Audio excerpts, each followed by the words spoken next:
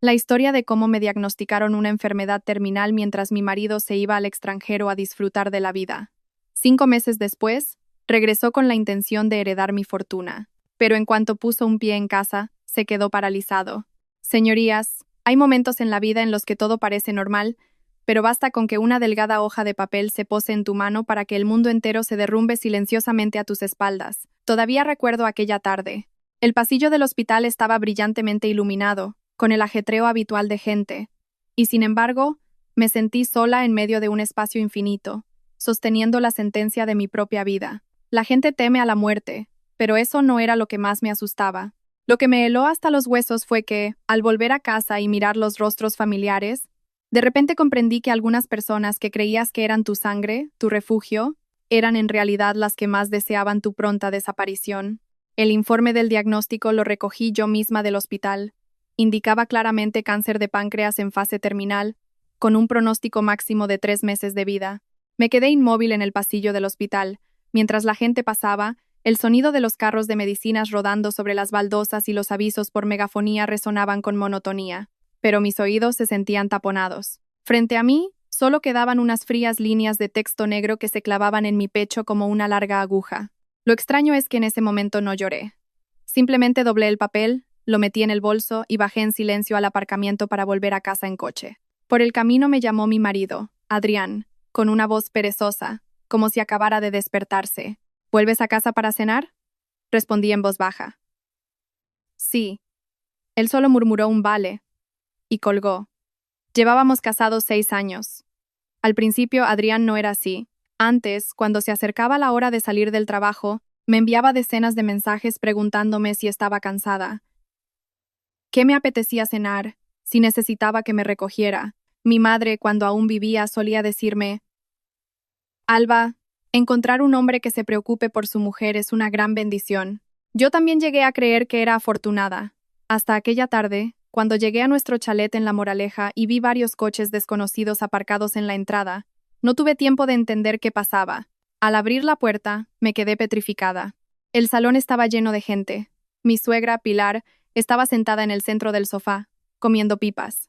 A su lado estaban su hija, su hijo menor y varios parientes de la familia de mi marido, junto a algunas mujeres que no conocía.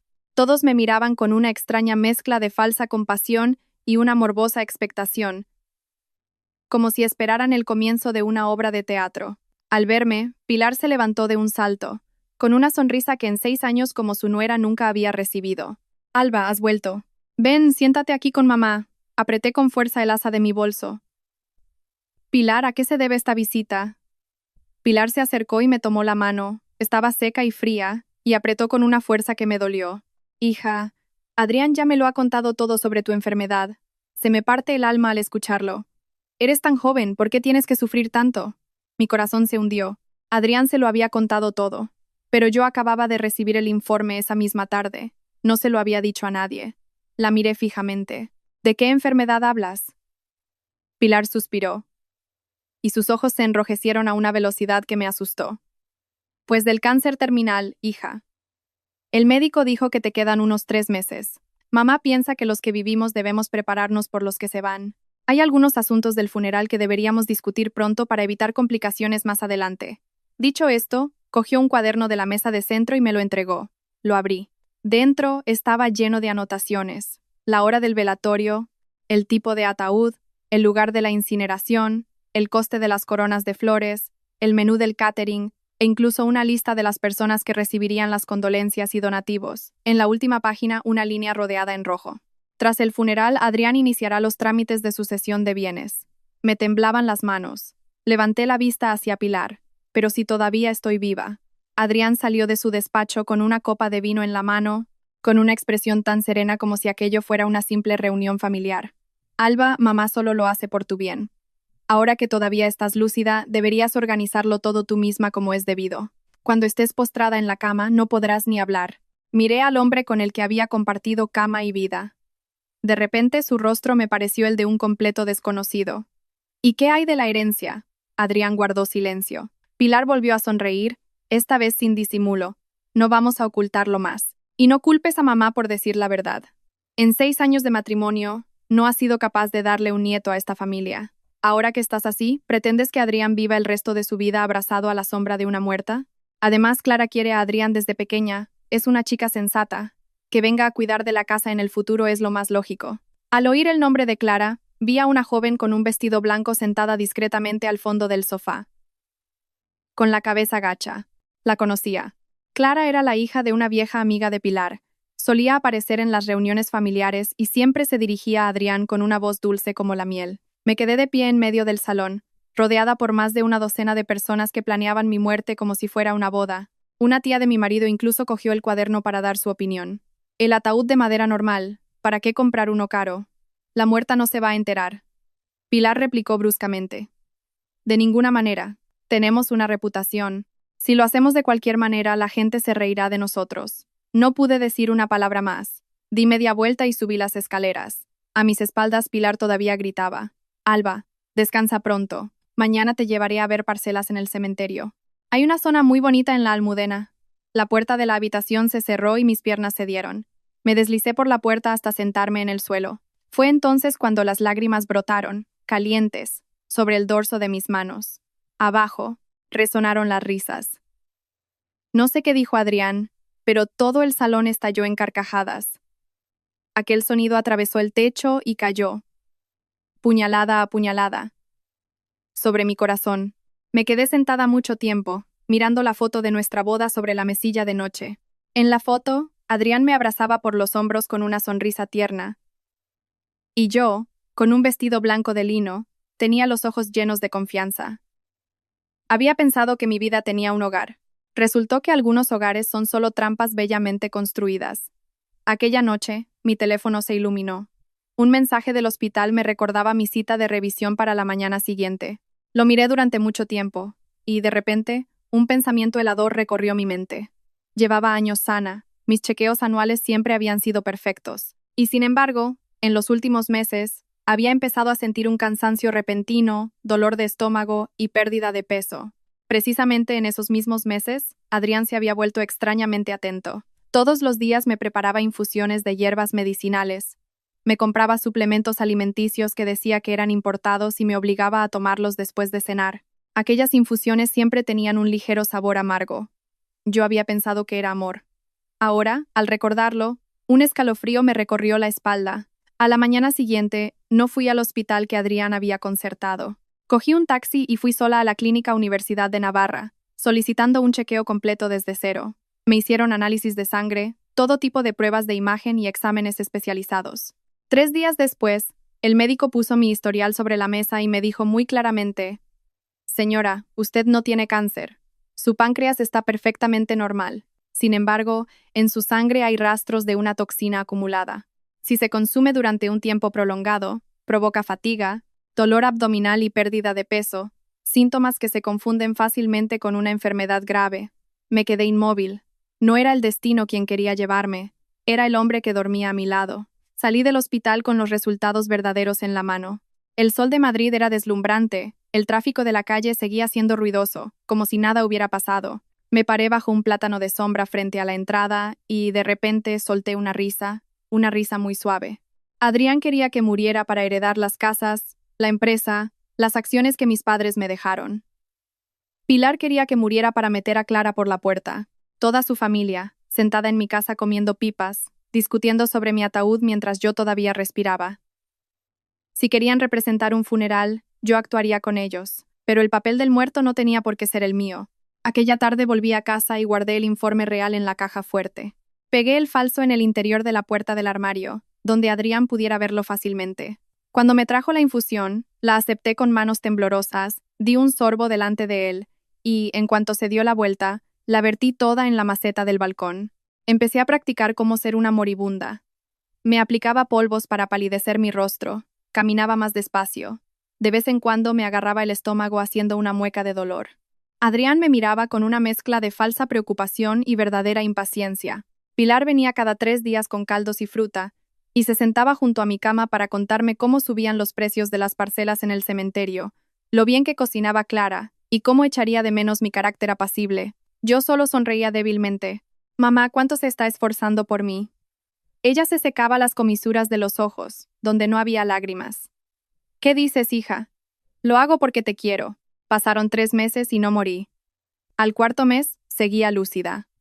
Al quinto, Adrián se fue con la excusa de un viaje de negocios a Singapur, pero un amigo me envió fotos de él y Clara de vacaciones en Ibiza. Sus manos con relojes a juego junto a unas copas de vino, con el mar dorado del atardecer de fondo. Ya no lloré.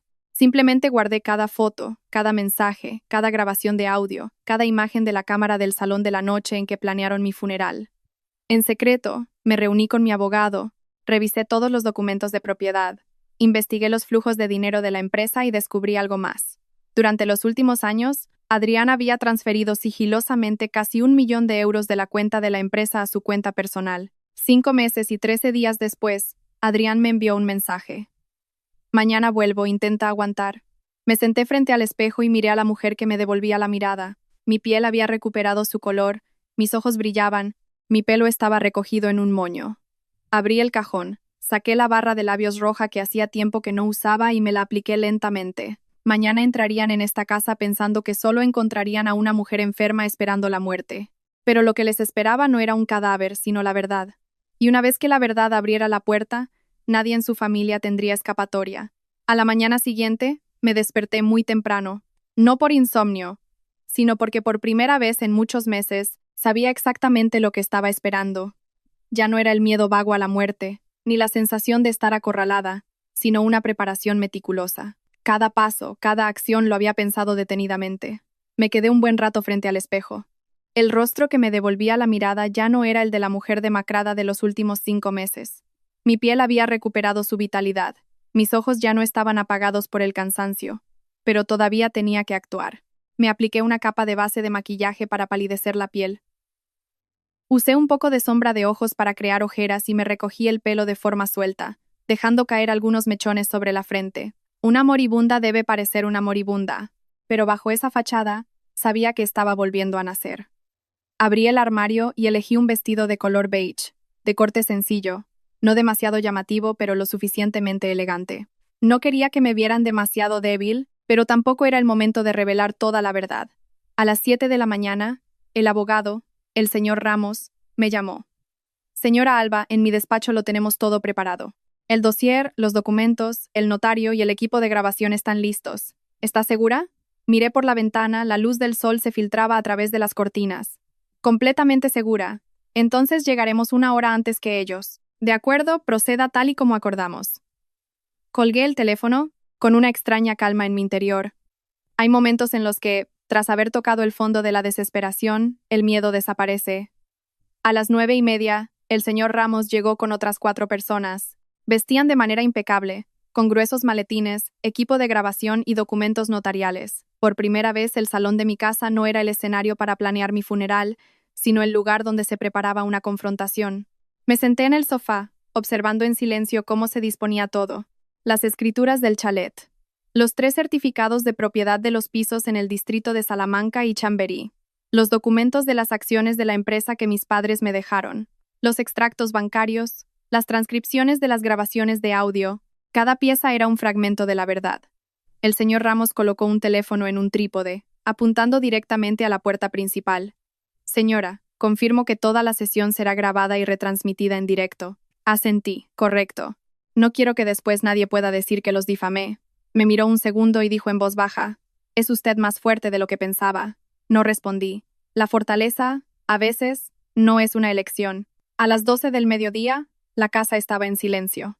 A la 1:30, empecé a sentir que mi ritmo cardíaco se ralentizaba, constante, como una cuenta atrás. A las 2:10, se oyó el ruido de un coche fuera, el sonido de las ruedas de una maleta sobre las baldosas, la risa de Pilar y la voz empalagosa de Clara. «Ya te lo dije, un viajecito y como nuevo».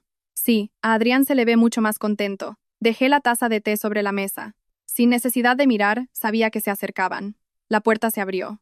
Adrián entró primero, con una camisa de color claro, el pelo engominado, y en su rostro aún se reflejaba la relajación de unas vacaciones. Detrás venían Pilar, cargando bolsas del duty free, y Clara, con su vestido blanco y ojos brillantes. Pero todos se detuvieron en seco en el umbral. Yo estaba sentada allí, con la espalda recta y la mirada tranquila. No había ninguna mujer esperando la muerte, solo yo, muy viva y muy consciente. La maleta se deslizó de la mano de Adrián y cayó al suelo. Pilar abrió la boca, y Clara retrocedió medio paso, con el rostro pálido.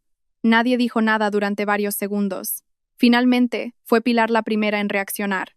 Hija, ¿cómo es que todavía? Incliné la cabeza y sonreí muy levemente. Iba a preguntar por qué todavía no he muerto, mamá. El ambiente se congeló. Adrián me miró fijamente. Su expresión pasó del asombro a la sospecha, y rápidamente a la cautela. ¿Has vuelto al médico? No respondí de inmediato, solo lo miré a él. ¿Lo has pasado bien de vacaciones? Mi pregunta fue tan suave que parecía una conversación cotidiana.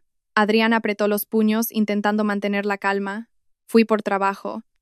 Un trabajo en un hotel de 5 estrellas. Haciéndote fotos junto a la piscina, de la mano de Clara. Clara se sobresaltó y negó rápidamente con la cabeza. Señora Alba, está usted confundida. Adrián y yo. Silencio. No alcé la voz, pero mi tono fue lo suficientemente frío como para que se callara. No te he preguntado a ti. Pilar, recuperada del shock, exclamó con voz chillona. ¿Pero qué dices, Alba? Si estás viva, pues mejor. Pero no andes diciendo tonterías. La miré, sin rastro de la sumisión de la nuera que había sido durante 6 años. No se preocupe, mamá. Hoy, todo lo que diga tendrá pruebas. Asentí hacia el señor Ramos. Él se levantó y deslizó un dossier hacia Adrián. Señor Adrián, esta es toda la documentación relativa al patrimonio de la señora Alba. Antes de continuar, necesitamos confirmar que usted le pidió que firmara un acuerdo de divorcio hace 5 meses. ¿Es correcto? Adrián miró los papeles sin cogerlos. Los asuntos familiares no necesitan la intervención de un abogado. Sonreí levemente. Asuntos familiares. Cuando discutías cómo organizar mi funeral, cuando calculabas cómo repartir mis bienes, ¿en ese momento pensaste que eran asuntos familiares? Él guardó silencio. No porque no tuviera nada que decir, sino porque estaba buscando una salida. Me levanté y me acerqué a él. Adrián, ¿sabes una cosa? Los 3 primeros meses creí de verdad que iba a morir. Incluso pensé en arreglarlo todo para que tuvieras menos problemas. Lo miré directamente a los ojos. Hasta que descubrí que no estaba enferma en absoluto. El rostro de Adrián palideció por un instante. Fue rápido, pero lo suficiente para que lo viera. Pilar intervino. Si no estás enferma, pues mejor. ¿A qué viene tanto escándalo? Me volví hacia ella. Mamá, déjeme hacerle una pregunta. Si yo hubiera muerto de verdad, ¿cómo pensaba repartir mis bienes? Pilar se quedó helada y cambió de tono al instante. ¿Pero qué cosas dices? Lo de cada uno es de cada uno. Pero usted ya lo había escrito todo en el cuaderno, dije muy despacio. ¿Qué tipo de ataúd? ¿Cuántas coronas de flores? ¿Quién recibiría las donaciones y que después Adrián se casaría con Clara? Clara rompió a llorar. Señora, no diga eso, ¿No tenías ninguna intención de ocupar mi lugar como esposa de Adrián? Clara ya no se atrevía a mirarme. Me volví de nuevo hacia Adrián. ¿Quieres decir algo? Respiró hondo. Alba, esto puedo explicarlo. Asentí levemente. ¿De acuerdo? Te doy una oportunidad. La sala se quedó en silencio. Explícate. Adrián miró a su alrededor, vio la cámara, al abogado, mi mirada y finalmente bajó la voz. Solo estaba pensando en el futuro, por si de verdad no lo superabas. ¿Entonces te casarías con otra, disfrutarías de mi patrimonio y vivirías una nueva vida? Se quedó sin palabras. No continué, simplemente volví a mi asiento y puse la mano sobre el dossier. Bien, demos esta parte por zanjada. El señor Ramos entendió la señal y abrió el segundo dossier. La cuenta de la empresa ha registrado numerosas transacciones irregulares en los últimos 6 meses. Adrián lo interrumpió de inmediato. Esos son operaciones comerciales. ¿Transferir casi 1 millón de euros a su cuenta personal también es una operación comercial? El ambiente se volvió a helar. Pilar miró a su hijo, horrorizada. ¿Qué? ¿1 millón? Clara también levantó la vista, con una clara expresión de desconcierto. Adrián ya no podía mantener la calma del principio. Era un anticipo sin contrato, sin factura, sin socio comercial. Lo miré, con voz monótona. Adrián, ¿hasta cuándo piensas seguir mintiendo? No respondió. Me recliné en el sofá y suspiré suavemente. La verdad es que no tengo prisa. Miré a cada persona en la habitación. Esto no ha hecho más que empezar. Fuera, el sol seguía brillando como si nada ocurriera. Pero dentro de esta casa, las máscaras, una a una, estaban cayendo. El aire en el salón era tan denso que podía oír la respiración de cada persona. Nadie se atrevía ya a verme como una mujer débil esperando la muerte. Pero tampoco nadie se atrevía a creer que todo lo que habían planeado durante meses estaba al borde del colapso. Adrián permanecía inmóvil, con las manos caídas a los costados, pero vi cómo se marcaban las venas en el dorso de sus manos. Era una señal que aparecía cada vez que empezaba a perder el control. Yo no tenía prisa. Hay cosas que deben entenderse poco a poco para que el miedo cale más hondo. El señor Ramos abrió otro dossier, su voz tan monótona como si leyera un informe cualquiera. Durante los últimos 6 meses, además de las transferencias internas, ha habido varias transacciones con un particular no identificado, concretamente relacionadas con una persona llamada Dr. Morales, especialista en aparato digestivo. Al oír ese nombre, la mirada de Adrián vaciló un instante, pero no escapó a mis ojos. Permanecí inmóvil, observándolo como a un extraño. ¿Desde cuándo conoces al doctor Morales? Adrián no respondió. Pilar se volvió hacia su hijo, con voz alarmada. ¿Qué Morales? ¿Por qué un médico? Clara también tembló ligeramente, apretando la tela de su vestido. Incliné la cabeza y continué con suavidad. ¿O prefieres que lo diga yo? El doctor Morales es quien firmó mi diagnóstico de cáncer. En cuanto terminé la frase, fue como si alguien hubiera succionado todo el aire de la habitación. Pilar retrocedió un paso. ¿Un diagnóstico falso? No le respondí. Solo miré a Adrián. ¿Creíste que no pediría una segunda opinión? Adrián apretó la mandíbula. No sé de qué estás hablando. Sonreí levemente. ¿No lo sabes? Déjame que te refresque la memoria. Extendí la mano y el señor Ramos me entregó un documento. Este es el resultado de mi chequeo en la Clínica Universidad de Navarra. No tengo ningún tipo de cáncer. Sin embargo, en mi sangre hay residuos de una toxina que, si se consume durante un tiempo prolongado, provoca síntomas idénticos a los de una enfermedad grave. Hice una pausa, mirándolo directamente a los ojos. Y esa toxina no aparece por arte de magia. Clara soltó un pequeño sollozo. Pilar balbuceó. ¿Quieres decir que alguien te ha estado envenenando? No la miré a ella. No alguien. Alguien muy cercano. Aquella frase fue como un cuchillo que desgarró la última capa de engaño. Adrián soltó de repente una risa seca y hueca. Alba, ¿y crees que eso es una prueba? Son solo conjeturas. Asentí. Es cierto, si solo tuviera esto serían conjeturas. Dejé el papel sobre la mesa e hice una seña. El señor Ramos pulsó un botón en el teléfono colocado en el trípode. Una grabación de audio comenzó a sonar, la voz grave y clara de un hombre. La dosis es la que le dije, una vez al día mezclada en la comida o en una infusión. 3 meses serán suficientes. El paciente desarrollará síntomas parecidos a un cáncer en fase inicial, pero si no se hacen pruebas específicas, no se detectará. La sala quedó en un silencio sepulcral. Sonó una segunda voz, la de Adrián. ¿Estás seguro de que no se descubrirá? Tranquilo. No es un veneno que mate al instante. Solo debilita el cuerpo progresivamente. Para cuando se den cuenta, será demasiado tarde. La grabación se detuvo. No dije nada más. No era necesario. La verdad había hablado por sí misma. Clara se tapó la boca y se pegó a la pared, con lágrimas corriendo por su rostro.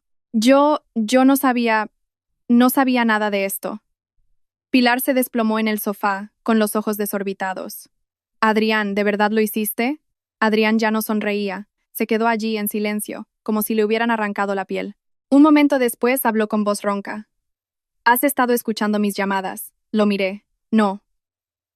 Solo he sabido cómo salvarme. Él sonrió con amargura. Has cambiado. Asentí. Sí. Si no hubiera cambiado, ahora mismo estaría en el ataúd que tu madre eligió para mí. Aquellas palabras hicieron temblar a Pilar. Se volvió hacia mí, con voz temblorosa. Alba, mamá. Mamá no sabía nada de esto. Solo pensaba que estabas enferma de verdad. La miré. Mi mirada ya no contenía ira, solo frialdad. Usted no sabía que él me estaba envenenando, pero sí sabía que yo iba a morir y ya tenía preparada mi sustituta. Ella bajó la cabeza, incapaz de responder. Continué. Mi voz era lenta, pero cada palabra era clara. Incluso eligió mi ataúd y la fecha de la nueva boda de su hijo. ¿En qué se diferencia eso? Pilar rompió a llorar, esta vez de verdad, pero ya no sentí lástima. Hay lágrimas que llegan demasiado tarde. Adrián, en ese momento, dio un paso adelante de repente. Basta ya. Me miró directamente. ¿Qué es lo que quieres? Levanté la vista. ¿Me preguntas qué quiero? Sí. ¿Qué crees que quiero? No respondió. Me levanté y caminé lentamente hasta quedar frente a él. La distancia entre nosotros era de apenas un brazo. Quiero que pagues por lo que has hecho. Mi voz no era alta, pero fue suficiente para silenciar a todos. Querías que muriera para quedarte con mi dinero. Querías que muriera de una forma limpia, sin dejar rastro. Incluso implicaste a tu madre y a esta mujer en tu plan. Me volví hacia Clara. ¿Y tú crees que eres inocente? Clara negó con la cabeza, temblando. Yo solo escuché a Adrián decir que usted estaba enferma y te alegraste esperando el día de ocupar mi lugar, ¿verdad? Clara no se atrevió a hablar más. Me giré de nuevo hacia Adrián. ¿Lo ves? Ninguno de vosotros es inocente. Adrián apretó los puños. No lleves las cosas demasiado lejos. Solté una carcajada. ¿Demasiado lejos? Me has empujado hasta la muerte y ahora me dices que estoy yendo demasiado lejos. La habitación quedó en silencio. Solo se oía el giro monótono del ventilador de techo. Un momento después, volví a mi asiento, me senté y mi voz recuperó la calma. Señor Ramos, dígame. Continuemos. Asintió y abrió otro dossier. Actualmente, todo el patrimonio de la señora Alba está a su nombre. No existen bienes gananciales. Además, según el acuerdo de divorcio firmado previamente, el señor Adrián no tiene derecho a solicitar ninguna división de bienes. Adrián se sobresaltó. ¿Divorcio? ¿Lo firmaste?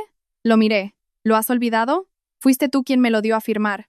Cuando creía que iba a morir, cuando creía que era la forma de liberarte de una carga. Ahora que lo pienso, me parece irónico. El hombre que quería matarme, sin querer, me ayudó a conservarlo todo. Adrián retrocedió un paso. No, eso no cuenta. El señor Ramos dijo con calma. Es un documento con plena validez legal, certificado ante notario. Pilar exclamó horrorizada. Entonces, ¿esta casa no es de Adrián? Respondí suavemente. Nunca lo fue. Se desplomó, con el rostro pálido. Clara también se quedó inmóvil. En cuestión de minutos, todo lo que creían tener al alcance de la mano se había desvanecido. Adrián miró a su alrededor, con una expresión de verdadero pánico. Ya no tenía escapatoria. Lo miré y dije lentamente, Adrián, te queda una última oportunidad. Levantó la vista. Te doy la oportunidad de contarlo todo tú mismo. ¿Por qué lo hiciste? ¿Qué hiciste exactamente y qué pensabas hacer después? Lo miré directamente a los ojos. Si dices la verdad, puede que sirva de atenuante. Si sigues negándolo, no terminé la frase. No era necesario. Él lo entendió. La habitación volvió a sumirse en el silencio. Un silencio denso y prolongado. Sabía que este era el momento crucial. O se derrumbaría o se defendería. Fuera cual fuera su elección, todo llegaría a su fin. Me recliné en el sofá y esperé. Afuera, el sol seguía brillando, pero dentro de esta casa, la verdadera tormenta acababa de desatarse. Ese momento se prolongó más de lo que esperaba. Adrián permanecía en el centro del salón. Su mirada vacilaba constantemente, como si estuviera sopesando entre confesar o aferrarse a una última y desesperada esperanza. Estaba acostumbrada a su aire de confianza, a su forma de hablar con aplomo, calculando cada paso. Pero en ese momento, frente a mí, ya no estaba ese hombre, solo un individuo acorralado. Pilar miraba a su hijo, con voz temblorosa. Adrián, di algo. Di que no es verdad. No me volví, pero escuché cada palabra. Adrián tragó saliva. Sus labios se movieron varias veces, y finalmente soltó un fuerte suspiro. Está bien. Una sola palabra que pareció contraer el aire de la habitación. Levantó la cabeza y me miró. ¿Quieres oírlo, verdad? No respondí, solo lo miré fijamente. Él sonrió, una sonrisa extraña, entre amarga y resignada. Sí, lo hice. Pilar rompió en un sollozo ahogado. Clara se tapó la boca con fuerza, negando con la cabeza sin parar. En cuanto a mí, no me sorprendió, aunque escucharlo de sus propios labios todavía me causó una punzada de dolor. Adrián dio un paso más. Su voz se ralentizó. Conocí a Morales hace más de un año. En ese momento, la empresa empezaba a tener problemas. El flujo de caja era insuficiente, y necesitaba una gran cantidad de dinero para salir adelante. El señor Ramos no dijo nada, pero su mirada registraba cada frase. Pensé en tu patrimonio, dijo sin rodeos, sin tapujos. Las propiedades, las acciones, todo estaba a tu nombre. Si tú fallecías, yo, como tu marido, heredaría la mayor parte. Pilar levantó la vista, atónita. Adrián, hijo. Adrián no la miró, solo a mí. Al principio, solo pensé que si enfermabas gravemente, firmarías voluntariamente la cesión de bienes. Pero entonces conocí a Morales. Hizo una pausa, con la voz quebrada. Me dijo que había una forma de debilitarte gradualmente, que pareciera una enfermedad grave, pero sin que nadie descubriera la causa. Y en ese momento, acepté. Cerré los ojos por un segundo. Aunque ya lo sabía, escucharlo de nuevo era como si alguien me arañara por dentro. No pensé que las cosas llegarían tan lejos, continuó. Al principio, solo quería que ya no fueras capaz de gestionar la empresa. Pero luego, soltó una risa seca. El dinero cambia a las personas. Abrí los ojos y lo miré. ¿O simplemente revela su verdadera naturaleza? Guardó silencio sin rebatirlo. Pilar, en ese momento, se arrodilló y se arrastró hacia su hijo. Hijo mío, ¿por qué has sido tan necio? ¿Por qué has hecho esto? Adrián se giró hacia ella. Su voz se elevó de repente. ¿Y crees que yo quería esto, mamá? Ella se sobresaltó. ¿Por quién lo hice? Por esta familia, por ti. Siempre comparándonos con los demás, diciendo que nuestra familia no estaba a la altura, que yo no tenía ambición, que no podía darte una vida de lujos. Pilar se quedó petrificada. Hice todo lo posible por conseguir dinero, para que no tuvieras que agachar la cabeza ante nuestros parientes, para que pudieras vivir cómodamente. La voz de Adrián se quebró, pero no me conmovió, solo sentí un frío glacial. Dije lentamente, «¿Y por eso elegiste matar a tu esposa?» Esa pregunta lo dejó sin respuesta. No había nada más que decir. Clara en ese momento rompió a llorar, con la voz ahogada. «Adrián, me dijiste que ella estaba realmente enferma. Me dijiste que querías cuidarla. Me giré para mirarla. ¿Y te lo creíste?» Clara negó con la cabeza, las lágrimas corrían por su rostro. «No lo sé», pensé. Pensé que cuando usted muriera yo la sustituiría. Clara no dijo más. Agachó la cabeza. Sus hombros temblaban. La observé un momento, y luego me volví hacia Adrián. «¿Y tu plan?» Cerró los ojos y dijo muy despacio. «Mi plan era que te debilitaras gradualmente, y que fallecieras como si fuera por una enfermedad normal. Después iniciaría los trámites de sucesión, vendería parte de los bienes para cubrir el dinero que había sacado, y con el resto, Clara y yo viviríamos». Cada palabra cayó como una piedra. Nadie dijo nada más. Asentí y todo estaba claro. Me volví hacia el señor Ramos. «¿Lo ha grabado todo?» «Sí, todo ha quedado registrado». Miré de nuevo a Adrián. «¿Quieres añadir algo más?» Negó con la cabeza. «Estoy cansado, realmente cansado». Me levanté, me acerqué a él. La distancia era de solo un paso. «Adrián». Él levantó la vista. «Una vez pensé que si ya no me querías, bastaba con que lo dijeras, y yo te dejaría ir». Mi voz no temblaba, no era alta, solo monótona. «Pero elegiste este camino». Él bajó la cabeza, sin atreverse a mirarme. «No te culpo por no amarme, pero no puedo perdonarte por querer quitarme la vida». Retrocedí. «Señor Ramos, dígame, transfiera todo el expediente a la policía». Aquellas palabras fueron como un punto final. Pilar gritó: «Alba, no lo hagas. Si lo metes en la cárcel, lo estarás matando». Me volví para mirarla. «Mamá», dije suavemente, «yo no estoy matando a nadie. Todo lo que ha pasado hoy es elección de su propio hijo». Se derrumbó en el suelo, llorando sin consuelo. Clara permanecía inmóvil como una estatua. En cuanto Adrián no reaccionó, se quedó allí como si lo hubiera aceptado todo. Pero justo en ese momento, levantó la cabeza de repente. Su mirada había cambiado. Ya no era de desesperación, sino que contenía un destello extraño. Me detuve. Un presentimiento claro me recorrió. Él sonrió, una sonrisa diminuta. «Alba». Lo miré. «¿Crees que todo ha terminado?» No respondí, solo lo observé mientras continuaba, con voz lenta. «Lo has preparado todo muy bien, lo reconozco, pero has olvidado una cosa». Fruncí el ceño. «¿Qué cosa?» No respondió de inmediato, solo me miró. Su mirada se volvió más profunda, y luego dijo, palabra por palabra: «No todo está en tus manos». La tensión en la habitación volvió a aumentar. Sentí claramente que algo no había terminado, una pieza del puzzle que no había visto. Me quedé inmóvil esperando. Adrián respiró hondo, miró al señor Ramos, a la cámara y luego de nuevo a mí. «¿Crees que solo éramos Morales y yo?» Esa pregunta hizo que mi corazón diera un vuelco, pero no lo dejé traslucir. Solo pregunté, «¿Qué quieres decir?» Sonrió levemente. «Ya lo descubrirás». Una frase ambigua, pero suficiente para desestabilizarlo todo. Me quedé allí mirándolo, y por primera vez desde el principio de la reunión, una pequeña duda apareció en mi mente. No era miedo, sino la comprensión de que podría haber otro secreto, un secreto que aún no había alcanzado. Fuera, la luz del sol había comenzado a atenuarse, pero dentro de esta casa, la historia aún no había terminado. De hecho, acababa de abrir otra puerta. La frase de Adrián fue como una piedra arrojada a un estanque en calma. No era grande, pero bastó para crear ondas que se extendieron hasta alcanzar a cada persona en la habitación. No hablé de inmediato, lo miré durante un largo rato, no por miedo, sino porque quería ver con más claridad lo que se ocultaba tras su mirada. Algo que ya no era desesperación, ni tampoco una simple resistencia. Parecía una última carta que aún no había jugado. Pregunté, manteniendo la calma en mi voz. ¿Estás intentando asustarme? Adrián negó con la cabeza. Su sonrisa se desvaneció. No te estoy asustando, solo te estoy recordando que no creas que lo tienes todo bajo control. El señor Ramos frunció ligeramente el ceño. Señor Adrián, le aconsejo que mida sus palabras. Todo lo que diga está siendo grabado. Adrián se giró hacia él con una mirada fugazmente fría.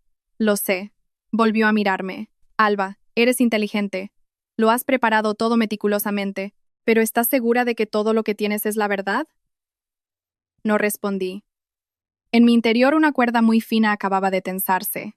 Había revisado todo: los documentos, las cuentas, los resultados de los análisis, los flujos de dinero, la grabación de audio. Había repasado cada detalle varias veces, no había ningún cabo suelto. Pero él no era el tipo de persona que hablaba por hablar. Dije lentamente: si tienes algo que decir, dilo directamente. Adrián me miró un momento y luego sonrió levemente. ¿Recuerdas a tu padre? La pregunta fue inesperada. Me quedé inmóvil, no porque hubiera tocado una herida, sino porque no esperaba que sacara ese tema en este momento. Mi padre había fallecido hacía 8 años, un hombre de negocios, estricto pero que amaba a su hija. Me dejó la empresa, el patrimonio y una única recomendación. Como persona, hay que mantener las raíces. El dinero perdido se puede recuperar, pero la confianza perdida no se encuentra de nuevo. Miré a Adrián. ¿Por qué mencionas a mi padre? Él inclinó la cabeza. ¿Estás segura de que todo ese patrimonio es realmente tuyo? Esa frase fue como unas tijeras que cortaron el hilo de mis pensamientos. El señor Ramos intervino de inmediato. Señor Adrián, le sugiero que se lo piense bien. Todo el patrimonio de la señora Alba ha sido verificado legalmente, con toda la documentación en regla. Adrián no lo miró a él, solo a mí. Lo legal no siempre es la verdad. No dije nada, pero por primera vez, una pequeña vacilación, aunque diminuta, apareció en mi interior. Pilar en ese momento se secó las lágrimas, con voz temblorosa. Adrián, no digas más tonterías. Has cometido un error, admítelo. No metas otros asuntos. Adrián se giró hacia ella. Su mirada se suavizó por un instante. Mamá, no estoy diciendo tonterías. Luego se volvió hacia mí. Alba, ¿alguna vez te has preguntado por qué tu padre te dejó todo el patrimonio a ti sola? Respondí al instante. Porque soy su hija. Él sonrió levemente. Correcto. ¿Pero estás segura de que eres la única? Esa frase congeló el aire de la habitación. No parpadeé, solo lo miré. Habla claro. Adrián no se apresuró. Dio un paso lento como queriendo alargar la tensión. Antes de morir, tu padre tenía una gran inversión. Un proyecto que no llegó a completar. No lo interrumpí. Ese dinero no está en lo que tú posees. El señor Ramos intervino. Está especulando. No hay ningún documento que demuestre eso. Adrián negó con la cabeza. No es una especulación. Me miró. Yo gestioné parte de la documentación de la empresa, lo sé. Apreté ligeramente la mano. ¿Saber qué? Bajó la voz.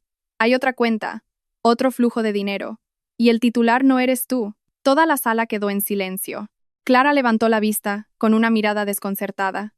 Pilar también estaba perpleja. Solo yo estaba allí, como atrapada entre dos corrientes de pensamiento. Por un lado, todo lo que había comprobado y confirmado. Por otro, las palabras de Adrián. No quería creerle, pero tampoco podía ignorarlo. ¿Quién es esa persona? Pregunté.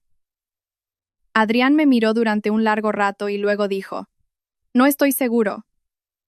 Esa respuesta me hizo fruncir el ceño. ¿No estás seguro y lo dices como si fuera un hecho? Él suspiró.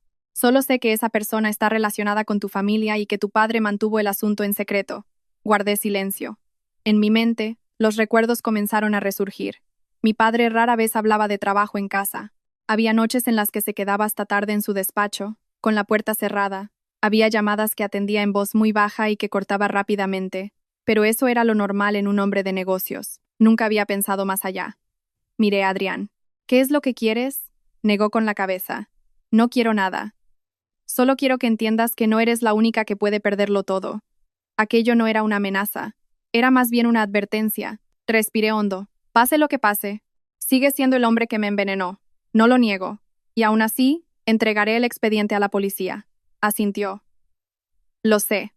Entonces, ¿por qué dices todo esto? Me miró, por primera vez sin una actitud desafiante. Para que no te pille por sorpresa.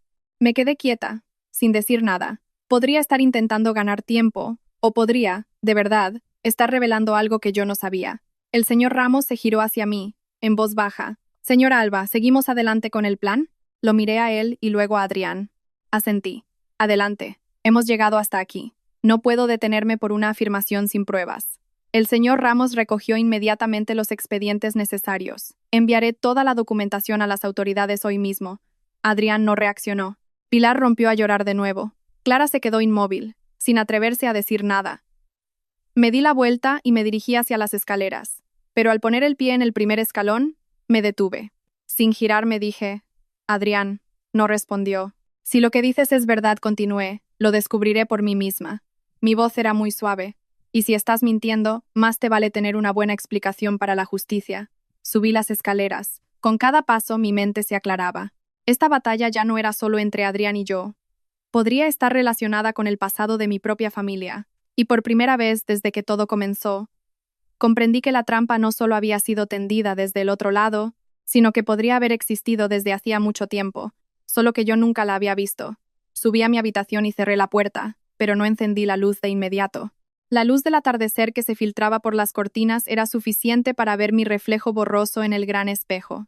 Una mujer de pie, erguida, sin rastro de debilidad, pero con una capa de algo profundo y frío en los ojos. No me senté enseguida. Me quedé de pie un momento, dejando que lo que acababa de ocurrir se asentara. No podía ignorar las palabras de Adrián. Había preparado todo para enfrentarme a él, a su madre, a Clara. Había considerado todas las posibilidades dentro de lo que conocía, pero había algo que nunca había tocado, el pasado de mi propia familia. Me acerqué al escritorio, abrí un cajón y saqué una pequeña llave. Mi padre me la dio antes de morir. Solo dijo una frase: cuando realmente la necesites, úsala. En 8 años nunca la había tocado. No por falta de curiosidad, sino porque creía que hay cosas que, si no es el momento de saberlas, es mejor no saberlas. Pero hoy ya no tenía otra opción. Corrí la silla y abrí el último cajón del escritorio. Una caja de madera de color marrón oscuro yacía en silencio. La puse sobre la mesa. Mi mano se detuvo un instante sobre la tapa. Hay cosas que, una vez abiertas, no pueden volver a ser como antes. Respiré hondo, introduje la llave, la giré suavemente. Clic, un sonido diminuto, pero que resonó con claridad en la silenciosa habitación. Abrí la tapa. Dentro no había dinero, ni oro, ni nada brillante, solo papeles. Un dossier atado con una cinta, un viejo cuaderno y un sobre amarillento por el tiempo. Saqué primero el cuaderno. En la primera página, reconocí la letra de mi padre. Inclinada. Cada trazo firme y decidido. Para Alba. Si estás leyendo estas líneas, significa que has llegado a un punto en el que ya no estoy a tu lado para contártelo todo. Tragué saliva. Cada palabra me transportaba a los viejos tiempos. La empresa y el patrimonio que te he dejado son solo una parte. El resto no podía dejarlo a la vista. No porque no confiara en ti, sino porque hay cosas que, cuanta menos gente las sepa, mejor. Apreté las manos. Era verdad. Mi padre había ocultado algo. Seguí leyendo. Hubo una persona con la que colaboré. No es completamente buena, pero tampoco completamente mala. Él controla una parte del patrimonio e información crucial. No pude romper lazos por completo, pero tampoco podía dejarlo al descubierto. Me detuve. Una sensación de frío se extendió desde mis palmas. Adrián no hablaba sin fundamento. Pasé a la siguiente página. Si alguna vez tienes problemas, búscalo. Pero ten cuidado. Nunca hace nada gratis. El nombre de esa persona estaba escrito al final de la página. Miré hacia abajo. Un nombre muy corto. Señor Ferrán. Nunca lo había oído. Ni una sola vez. Dejé el cuaderno. Mi corazón latía más despacio. Eso significaba que, además de lo que yo poseía, existía otra parte del patrimonio, una parte que yo no controlaba, y alguien la custodiaba. Abrí el sobre amarillento. Dentro había una copia de un contrato. No era un contrato ordinario, sino un acuerdo de inversión. El nombre de mi padre estaba en un lado. En el otro, el nombre de Ferrán. La cantidad anotada era tan grande que tuve que detenerme unos segundos. No eran unos pocos millones, sino decenas de millones. Una inversión de la que nunca había sabido nada. Me quedé sentada en silencio. En mi mente todo empezaba a encajar. ¿Por qué Adrián mencionó esto? ¿Cuánto sabía? ¿Solo una parte? ¿O ya se había puesto en contacto con este tal Ferrán? Un pensamiento me recorrió la espalda como un escalofrío. Si Adrián había llegado a esa persona antes que yo, esto ya no era un simple complot de envenenamiento. Dejé los papeles y me recliné en la silla. En mi cabeza, 2 caminos se dibujaron con claridad. 1. Seguir adelante con el plan contra Adrián, entregarlo todo a la policía. 2. Encontrar a ese tal Ferrán antes de que las cosas fueran a más. No dudé mucho. Hay asuntos en los que hay que adelantarse. Cogí el teléfono y llamé al señor Ramos. Contestó al instante. Señor Ramos, necesito que investigue a una persona por mí. Dígame, señora. Ferran. Trabaja en el sector de las inversiones, posiblemente relacionado con el sector inmobiliario o financiero. Guardó silencio un segundo. ¿Tiene más información? Por ahora no, pero necesito que sea rápido. Entendido. Pondré a mi equipo a ello inmediatamente. Colgué. No volví al salón. No quería ver a Adrián en ese momento. No por miedo, sino porque necesitaba mantener la mente despejada. Todo estaba empezando a tomar un nuevo rumbo. La tarde pasó lentamente. Sobre las 4, mi teléfono vibró. Era el señor Ramos. Señora Alba, lo he encontrado. Me levanté. Adelante. Ferran, 52 años. Fue socio en varios proyectos importantes hace más de 10 años. Actualmente, opera con mucha discreción. No figura como titular directo de muchos activos, pero tiene influencia en el mundo de la inversión. Escuché en silencio. Pero hay un dato importante. ¿Cuál? Hace unos 4 meses, se reunió con el señor Adrián. Apreté el teléfono con fuerza. ¿Está seguro? Hay imágenes de una cámara de un café privado. La imagen es clara. Todo encajaba. Adrián lo sabía. No estaba adivinando. Se había acercado a esa persona. Eso significaba que su plan no se limitaba a apoderarse del patrimonio que yo controlaba. También apuntaba al resto. Respiré hondo. ¿Puede concertar una reunión con él para mí? El señor Ramos dudó. ¿Está segura? Esta persona no es sencilla. Lo sé. Bien, intentaré contactar con él. Colgué. Sola en la habitación. Afuera, las voces de la planta baja se habían atenuado. Quizás ya se habían llevado a Adrián. O al menos, ya no tenía poder de decisión. Pero entendí que esto no había terminado. No solo por Adrián, sino por lo que mi padre había dejado atrás. Volví a mirar la caja de madera sobre la mesa. La había abierto por primera vez en 8 años. Y a partir de ese momento, supe que hay secretos que no están destinados a ser enterrados con el pasado, sino a esperar el día de ser revelados. Murmuré, como para mí misma. Papá, recorreré este camino por mi cuenta. Afuera, el día declinaba, la luz se desvanecía. Pero en mi interior, todo estaba más claro que nunca. Una nueva confrontación me esperaba. Aquella noche no dormí. No por miedo, sino porque mi mente nunca había estado tan lúcida. Todo, desde el momento en que recibí el diagnóstico falso hasta la confrontación con Adrián y la apertura de la caja de mi padre, parecía unirse en una línea recta que al final se bifurcaba en una rama que nunca había conocido. Señor Ferran, un nombre desconocido, pero que guardaba una parte de la vida que yo creía conocer por completo. Me senté frente al escritorio. Volví a abrir el cuaderno de mi padre, leyendo lentamente cada frase, cada palabra, tratando de encontrar alguna pista más, pero aparte de lo que ya había visto, no había nada más claro. Solo una cosa era segura. Esta persona no era fácil de tratar.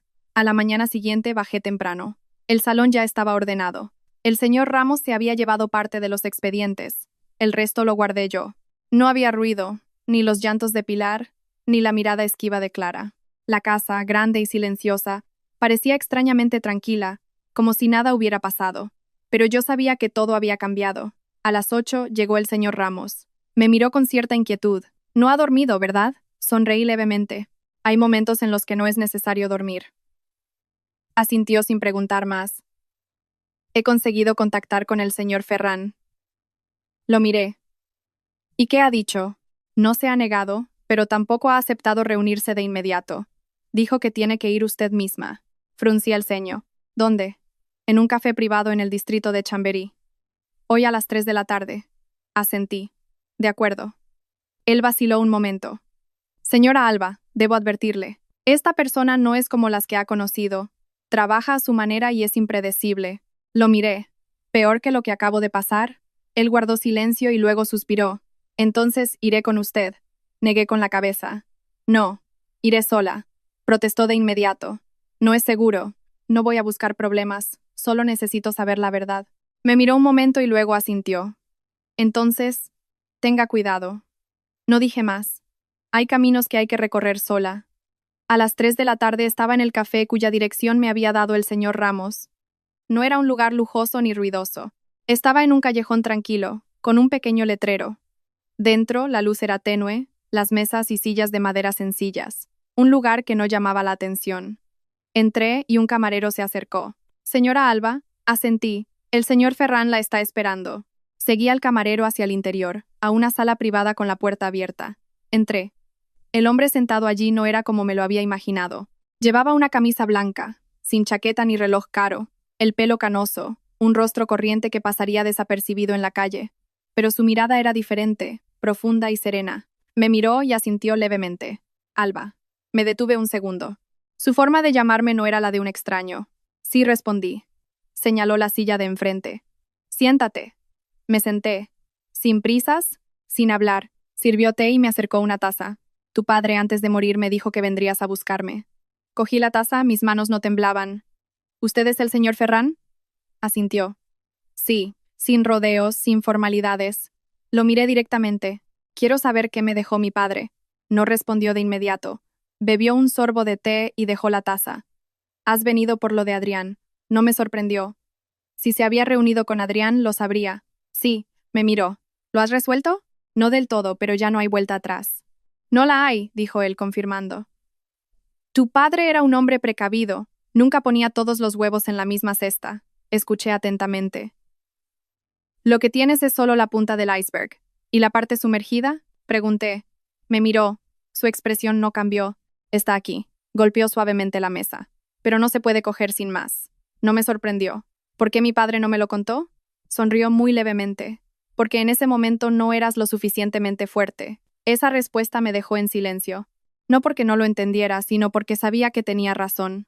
Si hubiera sido la Alba de hace 6 meses, probablemente no habría podido conservar ni lo que tenía, y mucho menos una parte mayor. Adrián vino a verle, ¿verdad? Continué, no lo negó. Sí. ¿Cuánto sabe? Pensó un momento. Lo suficiente como para ser ambicioso. Apreté ligeramente la mano. ¿Consiguió algo de usted? Me miró. Todavía no. Solté un suspiro de alivio, pero no del todo. Pero si no hubieras venido, tarde o temprano habría encontrado la manera. Asentí. Entonces, ¿qué tengo que hacer? El señor Ferran no respondió de inmediato. Me miró durante un largo rato, como evaluándome. No por el dinero, sino como persona. ¿Sabes cuál es el precio de conocer la verdad? Respondí al instante.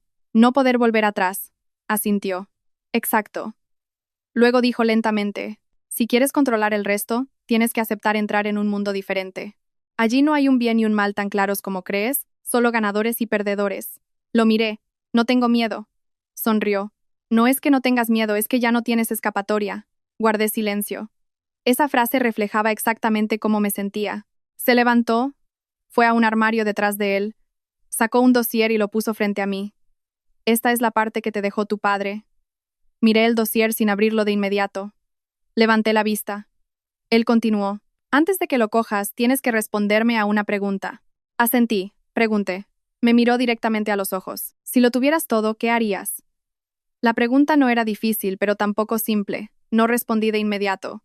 Pensé rápidamente y luego dije, lo conservaría, y no dejaría que nadie me lo arrebatara nunca más. No sonrió, no me elogió, solo asintió. Bien. Empujó el dossier hacia mí. Entonces, empecemos por aquí. Puse la mano sobre el dossier. Una sensación extraña me recorrió. No era miedo, sino el paso a una nueva etapa. Una etapa en la que sabía que todo sería mucho más complicado. Puse mi mano sobre el dossier que el señor Ferran acababa de empujar hacia mí. El frío del papel se transmitió a través de mis dedos, como un recordatorio de que a partir de ese momento, nada volvería a ser sencillo. No lo abrí de inmediato. Levanté la vista para mirarlo. ¿Puedo hacerle una pregunta más? El señor Ferran no mostró irritación, solo asintió levemente.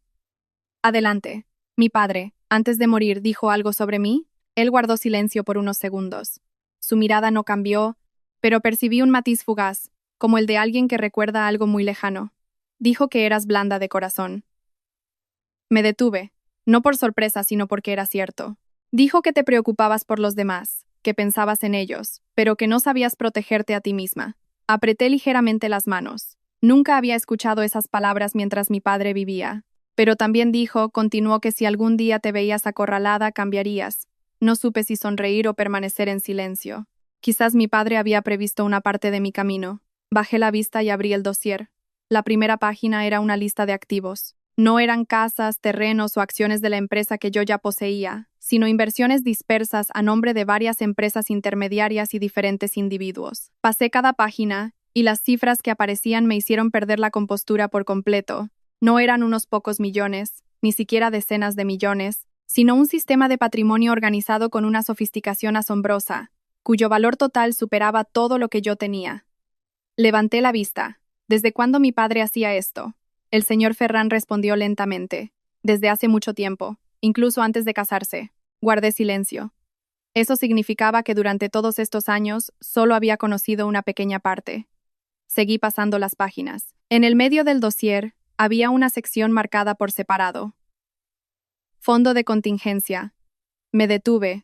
¿Qué es esto? El señor Ferran bajó la vista y dijo: esa es la parte que tu padre reservó exclusivamente para ti. No tiene nada que ver con la empresa ni con nadie más. Solo contigo. Fruncí el ceño. Entonces, ¿por qué no me lo transfirió todo desde el principio? Me miró. Porque si te lo hubiera transferido todo, no habrías podido conservarlo. Su afirmación no era despectiva, solo era un hecho. No lo rebatí, lo entendí. Si en aquel entonces lo hubiera tenido todo, podría haber confiado en Adrián y haberle entregado una parte. O al menos no habría estado lo suficientemente alerta para protegerlo. Cerré el dossier. No sentía codicia, sino un gran peso. Esto no era solo dinero, era una responsabilidad. ¿Qué quiere que haga?, pregunté. El señor Ferran se reclinó en su silla. Yo no quiero nada, esto es tuyo. Pero seguro que no es tan simple. Sonrió levemente. Eres inteligente. Luego continuó. Estos activos no se gestionan solo con tenerlos a tu nombre. Están vinculados a muchas relaciones, a muchas personas. Si no eres lo suficientemente astuta, te arrastrarán fácilmente. Asentí, entiendo. Me miró. Entonces, ¿cómo piensas proceder? Reflexioné. No mucho. Lo conservaré, pero no me precipitaré a tocarlo. Asintió. Es la elección correcta. Volví a mirar el dossier. ¿Y Adrián? No respondió de inmediato. Eso es asunto tuyo. Respiré hondo. Él vino a verle. ¿Qué quería? Respondió directamente. Quería saber si había más activos además de los que él conocía. ¿Y qué le dijo usted? No le dije nada. Solté un suspiro de alivio. Entonces, ¿por qué se reunió con él? Me miró. Porque quería ver hasta dónde era capaz de llegar. Entendí. No ayudó a Adrián, pero tampoco se puso completamente de mi lado. Simplemente observaba, como un espectador ante una partida de ajedrez. Me levanté. Gracias, señor. No se levantó. No me des las gracias todavía. Cuando consigas conservar todo lo que tienes, entonces podrás hablar. Asentí y tomé el dossier. Antes de salir me detuve un segundo. Señor Ferran. Él levantó la vista. Si mi padre estuviera vivo, ¿qué haría en mi situación? Me miró durante un largo rato y luego dijo: no dejaría que nadie le hiciera daño una segunda vez. No pregunté más. Salí de la habitación. La luz del sol en el callejón se había atenuado, pero aún era lo suficientemente brillante para ver el camino que tenía por delante. Subí al coche y coloqué el dossier a mi lado. No lo volví a abrir. Lo que necesitaba saber ya lo sabía. El resto era actuar. Cuando llegué a casa, ya casi era de noche. El salón seguía en silencio. Ya no había nadie. Entré, dejé el dossier sobre la mesa y me senté. Estaba sola, pero ya no me sentía sola. Cogí el teléfono y llamé al señor Ramos. Contestó al instante. Señora Alba. Señor Ramos, prepare algo para mí. Dígame, quiero reestructurar todo el sistema financiero, separar cada parte y... Hice una pausa, bloquear todo lo que pueda ser intervenido. Entendió de inmediato. Me pondré a ello ahora mismo. Colgué y miré alrededor de la casa. Este lugar, que una vez creí mi hogar, ahora era solo un espacio. Sin recuerdos felices, sin nadie a quien valiera la pena aferrarse. Me levanté y subí las escaleras. Con cada paso, mi mente se aclaraba más. Ya no era la mujer de hace 6 meses. Ya no era la esposa que esperaba. Ya no era la persona que confiaba ciegamente. Había cruzado a otro lado, y en ese lado no permitiría que nadie me pisoteara de nuevo. Pero también sabía que lo de Adrián no había terminado. Alguien como él no aceptaría la derrota fácilmente. Y ahora que sabía de la existencia del señor Ferran y del resto del patrimonio, no se detendría. Me paré frente a la puerta de mi habitación mirando hacia adentro. La luz amarilla era cálida, pero mi corazón estaba muy frío. Este juego aún no había terminado, y esta vez no me limitaría a defenderme. Tomaría la iniciativa. Aquella noche logré dormir, no profundamente, pero lo suficiente. Como alguien que acaba de superar una tormenta, ya no sentía pánico, solo una lucidez absoluta y un ligero cansancio acumulado en el cuerpo. A la mañana siguiente me levanté más temprano de lo habitual. Sin que nadie me lo recordara, sin necesidad de una agenda, sabía lo que tenía que hacer. Bajé al salón y me preparé un café. El vapor subía lentamente, y el aroma familiar me ayudó a despejar la mente. Me senté, revisé los mensajes en mi teléfono. El señor Ramos me había enviado una actualización. Adrián había sido puesto en prisión preventiva para facilitar la investigación. El doctor Morales también había sido interrogado. Leí los mensajes sin una emoción clara, ni alegría, ni satisfacción. Simplemente era lo que tenía que ocurrir. Pero justo debajo, otra línea me hizo detenerme. Señora Alba, la otra parte ha empezado a moverse.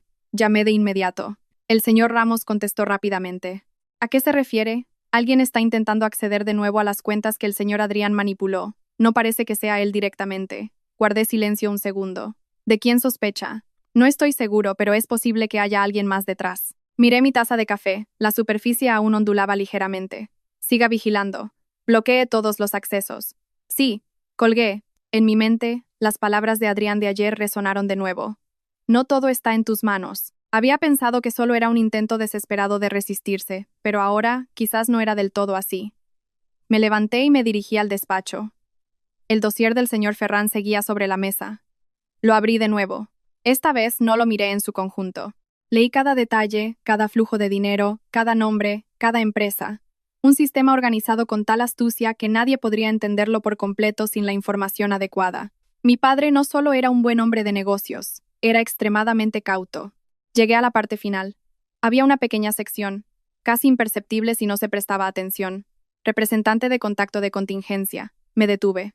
Un nombre, Mateo, sin apellido ni más información, solo una palabra. Fruncí el ceño, nunca lo había oído. Cogí el teléfono y llamé al señor Ramos. Investigue un nombre para mí. Dígame, señora. Mateo, relacionado con las cuentas de contingencia del dossier que le envié. Él guardó silencio unos segundos. Lo investigaré de inmediato. Colgué. Una sensación en mi interior empezaba a aclararse. Si el señor Ferrán era el custodio del gran patrimonio, Mateo podría ser el operador de una parte más pequeña. Y si alguien estaba intentando acceder de nuevo, es posible que estuvieran buscando eslabones como ese. Aproximadamente una hora después, mi teléfono vibró. Era el señor Ramos.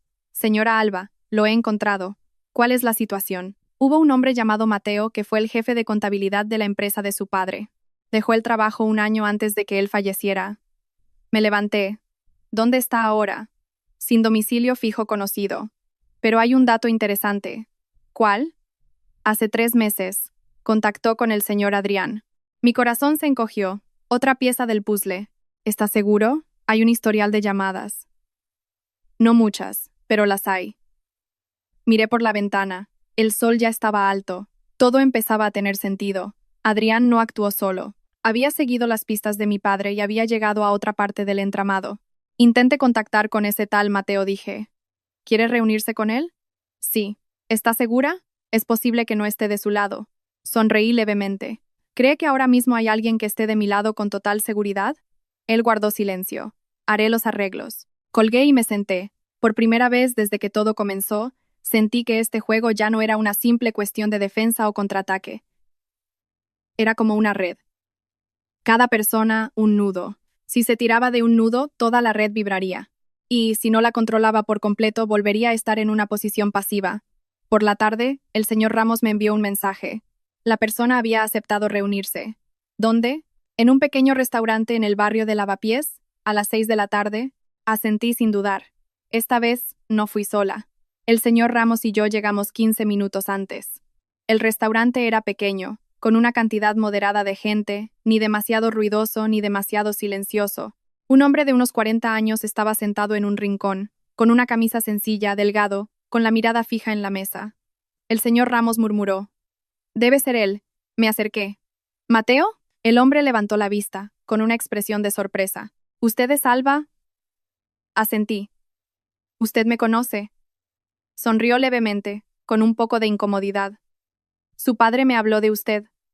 Me senté, sin rodeos. Usted se reunió con Adrián. Guardó silencio 1, 2 segundos, y luego asintió. Sí. ¿Qué le dijo? Suspiró. No mucho. Preguntó por el patrimonio de su padre. Lo sé. Lo miré directamente. ¿Usted le ayudó? Negó con la cabeza al instante. No. ¿Y cuánto llegó a saber él? Dudó y luego dijo, lo suficiente como para creer que todavía quedaba dinero. No me sorprendió. ¿Y usted? Me miró. ¿Qué quiere preguntar? ¿Por qué mi padre confiaba en usted? Sonrió con amargura. No era confianza, era necesidad. Guardé silencio. Hay cosas que no se pueden dejar en manos de la familia, continuó. Se necesita a alguien de fuera. Entiendo. Y ahora me miró durante un largo rato. ¿Piensa continuar o detenerse? No respondí de inmediato, pero en mi interior ya tenía la respuesta. No me detendré. Asintió sin sorpresa. Entonces tenga cuidado. ¿Con quién? Me miró. No solo con los de fuera. No pregunté más, solo asentí. La reunión terminó rápidamente, con pocas palabras, pero suficientes para entender una cosa. Este juego ya no era un asunto privado entre Adrián y yo. Había tocado un sistema que mi padre había dejado, y si no lo controlaba, volvería a ser yo la manipulada. De camino a casa, miré por la ventanilla del coche. El flujo de gente seguía siendo denso. La vida continuaba con normalidad, pero en mi interior, una decisión estaba clara. No solo conservaría lo que tenía, me apoderaría de todo, no por codicia, sino porque no quería que apareciera otro Adrián. Aquella noche, me quedé hasta tarde en el despacho. El dossier del señor Ferran, la información sobre Mateo, las advertencias veladas. Todo estaba ante mí como un tablero de ajedrez ya dispuesto, pero nadie me indicaba el siguiente movimiento. Ya no era la persona que solo reaccionaba. Tenía que tomar la iniciativa. Cogí un papel y empecé a escribir cada nombre, cada conexión que conocía. Adrián, Morales, Clara, mi suegra Pilar, Mateo, el señor Ferran. Parecían inconexos, pero sabía que estaban en la misma línea, y quizás había más. Dejé el bolígrafo, pensando. Mateo había dicho algo que no podía ignorar. No solo con los de fuera. Eso significaba que incluso en lo que confiaba, no era del todo seguro. Me recliné en la silla. Por primera vez entendí cómo se sentía mi padre. Conservar el dinero no es difícil. Lo difícil es conservar a las personas. A la mañana siguiente, fui yo quien se acercó al despacho del señor Ramos. Él ya tenía algunos documentos preparados. Señora Alba, la policía ha recibido el expediente. El señor Adrián ha confesado parte de los hechos inicialmente. Asentí. El doctor Morales también está detenido y parece dispuesto a colaborar. No pregunté más. Esos asuntos ya seguían su curso legal. Miré directamente al señor Ramos. Quiero hacer algo. Dígame. Quiero investigar a todas las personas que trabajaron estrechamente con mi padre, especialmente las relacionadas con las finanzas. Frunció el ceño. ¿Sospecha de alguien más? No respondí directamente. Simplemente no quiero más sorpresas. Asintió. Pondré a mi equipo a ello. Me levanté. Una cosa más. Dígame. Quiero ver a Adrián. Se quedó perplejo. ¿Verlo ahora? Sí. Reflexionó unos segundos. De acuerdo, solicitaré el permiso. Pero debe prepararse. Su estado mental no es estable en este momento. Lo miré. ¿Cree que todavía puede afectarme? No dijo nada, solo asintió. Esa tarde fui al centro de detención. El ambiente allí era frío, no por la temperatura, sino por la sensación. Todo era claro, rígido, sin espacio para las emociones. Esperé un momento y luego me llevaron a la sala de visitas. Trajeron a Adrián poco después. Solo habían pasado unos días, pero había cambiado. Ya no tenía su aspecto pulcro, ni su mirada confiada. El pelo estaba algo revuelto, el rostro demacrado, la mirada cansada. Pero al verme, todavía intentó aferrarse a algo, a un poco de orgullo. ¿Por qué has venido? Su voz era ronca. Me senté. Para preguntarte algo. Sonrió con amargura. ¿Qué más quieres preguntar? Lo miré directamente. ¿Quién es Mateo en tu plan? Su mirada cambió rápidamente, pero no pudo ocultarlo. Supe que había acertado. Guardó silencio. Te reuniste con el señor Ferran, continué. Después, buscaste a Mateo. ¿Creíste que no me enteraría? Suspiró y se reclinó en la silla. Realmente has cambiado.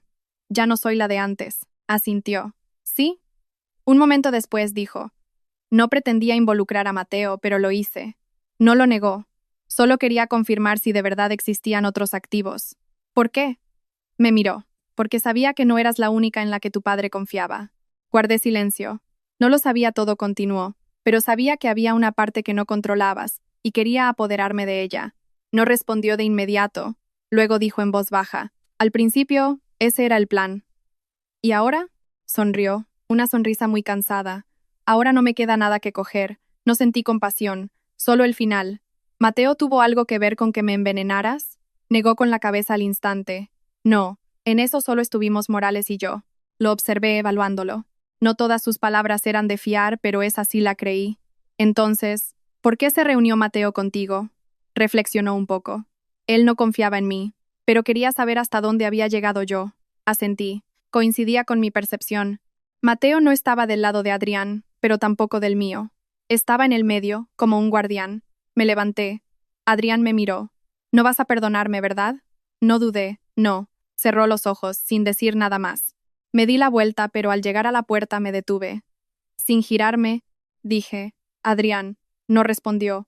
Si aquel día hubieras elegido decir la verdad, quizás todo habría sido diferente. Sonrió levemente a mis espaldas. Pero no lo hice. Salí. La puerta se cerró detrás de mí, y con ella, un capítulo de mi vida. De camino a casa, ya no pensé mucho en Adrián. Él ya no era la principal amenaza.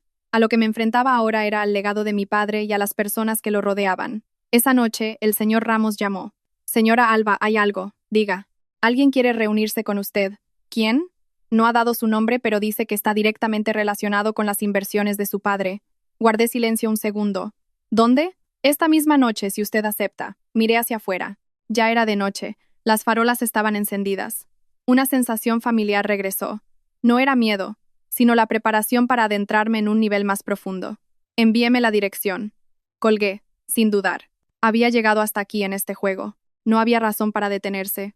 La dirección que me envió el señor Ramos estaba en una zona de casas antiguas cerca del río Manzanares. No era un barrio bullicioso, ni tampoco completamente desierto. Las casas estaban pegadas unas a otras. La luz amarilla se escapaba por las ventanas. Se oía el sonido de televisores y conversaciones. Una escena muy cotidiana y tranquila. Detuve el coche frente a una casa de 2 plantas. La puerta, pintada de un azul desgastado, no tenía letrero ni ninguna señal que indicara que este lugar estuviera relacionado con lo que yo buscaba. No llamé por teléfono. Me acerqué y toqué la puerta. 3 golpes, ni rápidos ni lentos. Unos 10 segundos después, la puerta se abrió. Un hombre de más de 50 años, de rostro enjuto y mirada afilada, pero no hostil, me examinó de arriba abajo y preguntó: ¿Usted es Alba? Asentí. Sí. Abrió la puerta por completo. Entré. Sin más preguntas, sin presentarse, entré. La casa por dentro estaba muy ordenada, con muebles sencillos, sin nada superfluo. Un estilo de vida muy disciplinado. Él caminó delante, yo lo seguí. Subimos al segundo piso. Una pequeña habitación, solo con un escritorio y 2 sillas enfrentadas. Me señaló una silla. Siéntese. Me senté. Él se sentó frente a mí. Hubo un silencio de varios segundos, y luego dijo: ¿Sabe quién soy? Negué con la cabeza. Todavía no. Asintió. Es lo correcto. Luego se presentó. Me llamo Gálvez. Antes trabajaba con su padre. No mostré sorpresa. Había supuesto que esta persona no aparecía por casualidad. Me ha llamado usted porque se trata de mi padre. Me miró con una mirada inquisitiva. No solo por su padre, sino por usted. Guardé silencio. Ya se ha reunido con Ferran, continuó. Asentí. Sí. Y también con Mateo. Sí. Se reclinó en la silla entrelazando las manos. Entonces, ¿sabe dónde se encuentra? No respondí de inmediato. Lo sé, pero no con la certeza suficiente como para expresarlo. No esperó mi respuesta. Se encuentra en medio de algo que a su padre le costó más de 10 años construir. Una red que no solo implica dinero, sino también relaciones, obligaciones y cosas que usted no puede ver. Lo miré. Hable claro, asintió. Su padre no era un simple hombre de negocios. Hacía cosas que no todo el mundo puede hacer. Y por eso tenía activos que no podía declarar públicamente. Apreté ligeramente las manos. Esos activos ahora me pertenecen, negó con la cabeza. No exactamente. Lo miré fijamente. Entonces, ¿a quién pertenecen? No respondió de inmediato. Me miró un momento y luego dijo: pertenecen a quien pueda conservarlos. Esa frase me hizo comprenderlo todo. No se trataba de papeles ni de legalidad, sino de capacidad. Entonces, ¿por qué me ha llamado? El señor Gálvez no se anduvo con rodeos. Para hacerle una pregunta. Asentí. Pregunté. Me miró directamente a los ojos. ¿Quiere conservarlo o quiere marcharse? Esa pregunta me dejó helada. No porque fuera difícil, sino porque era más clara de lo que pensaba. Podía irme, dejarlo todo atrás, quedarme con el patrimonio que ya poseía y vivir una vida normal, sin involucrarme en nada más complicado. O podía seguir adelante, aceptarlo todo y enfrentar las consecuencias. No necesité mucho tiempo para pensar. No me marcho. Mi voz no era alta, pero era firme. El señor Gálvez asintió. Entonces debe entender que, a partir de ahora, ya no es una espectadora. Asentí. Lo entiendo. Me miró. Su mirada se suavizó un poco. Su padre eligió bien. No dije nada. No por falta de emoción, sino porque sabía que esas palabras no eran un consuelo, sino una confirmación. Ferran custodia la mayor parte. Mateo se encarga de la operativa, y yo me ocupo del resto. ¿Qué es el resto? Me miró. La información. Entendí al instante. La información era lo más importante. Algunas personas ya saben que su padre ha fallecido y están empezando a prestar atención, continuó. ¿Adrián está entre ellos? Pregunté. Negó con la cabeza. Adrián es solo un codicioso. No tiene la capacidad para llegar lejos. Pero... hizo una pausa. Los otros son diferentes. Guardé silencio. ¿Qué quiere que haga? Me miró. No es lo que yo quiera. Es lo que usted debe hacer. Esperé. Debe recuperar el control. Parte por parte, dijo lentamente. ¿Por dónde empiezo? Por lo que ya tiene.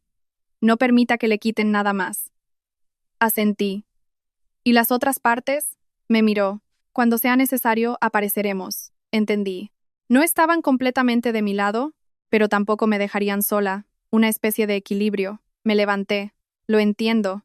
El señor Gálvez también se levantó. Recuerde una cosa. Me detuve. No confíe en nadie demasiado pronto. Lo miré y asentí. Sí. Salí de la casa sin mirar atrás. Afuera la brisa del río soplaba, fresca pero con un toque de frialdad. Me quedé un momento mirando el agua oscura. En mi mente, todo estaba más claro. Mi padre no solo me dejó dinero, me dejó un sistema que estaba obligada a heredar. No porque quisiera, sino porque ya no tenía otra opción. Subí al coche pero no arranqué de inmediato. Me miré en el retrovisor. Mi rostro seguía siendo el mismo, pero mi mirada era diferente. Ya no había vacilación ni debilidad, solo una lucidez absoluta. Arranqué el coche y me puse en marcha. El camino por delante ya no era sencillo, pero esta vez no dejaría que nadie me guiara. De camino a casa no puse música. El sonido monótono del motor y las luces de la calle deslizándose por el parabrisas como largas estelas me hicieron sentir como si estuviera atravesando una etapa diferente de mi vida, sin conexión con la mujer que era hace unos meses. Comprendí claramente una cosa. A partir de este momento, ya no era solo la guardiana de lo que poseía. Tenía que proteger también aquello que nunca había llegado a tocar. A la mañana siguiente, me desperté más temprano de lo habitual, sin la sensación de pesadez ni los pensamientos contradictorios. En mi mente, todo se había reordenado con claridad. Lo primero que hice fue llamar al señor Ramos. Contestó al instante. Señora Alba, ¿cuál es la situación con la policía? El señor Adrián ha sido imputado inicialmente. Los cargos están relacionados con lesiones dolosas y fraude financiero. El doctor Morales también ha confesado la mayor parte de su implicación. Asentí, aunque sabía que no podía verme. ¿Y las finanzas? Todo está bloqueado. Las cuentas que el señor Adrián manipuló han sido intervenidas. ¿Pero qué? Hay algunos indicios de acceso desde el exterior, no de forma directa, sino a través de cuentas intermediarias. Guardé silencio un segundo, como si alguien estuviera tanteando el terreno. Exacto. Miré por la ventana. La luz de la mañana era brillante, pero no me hacía sentir mejor. Al contrario, hacía que todo fuera más nítido. Siga vigilando.